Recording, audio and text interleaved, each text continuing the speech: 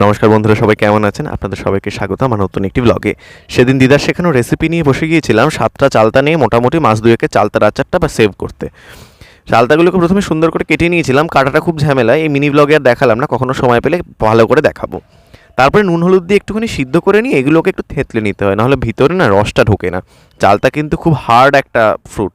শুকনো লঙ্কা, ধনে, জিরে, মৌরি এই তিনটেকে সুন্দর করে শুকনো খোলায় ভেজে নিয়ে একটু শিলপাট্টায় সুন্দর করে একটা ভাজা গুঁড়ো মশলা বানিয়ে নিতে হয়।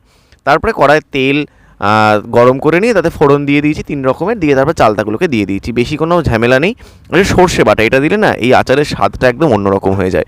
তারপরে গুড়টা দেওয়ার সাথে সাথে মোটামুটি গুড়টা গলে গিয়ে, দেখে ভাবছেন হয়তো জল দিয়েছি, একটুও জল দিইনি, এটা পুরোটাই গুড়টুকু গলে গেছে। এবং এটা মোটামুটি ফুটে এলে আর কোনো ঝামেলা নেই, একটু সামান্য ভিনিগার আর একটু ভাজা মশলা মোটামুটি অ্যাড করে নিলেই রেডি চালতার আচার। 2-3 মাস রৌদ্র দিয়ে রেখে রেখে খেতে পারবেন।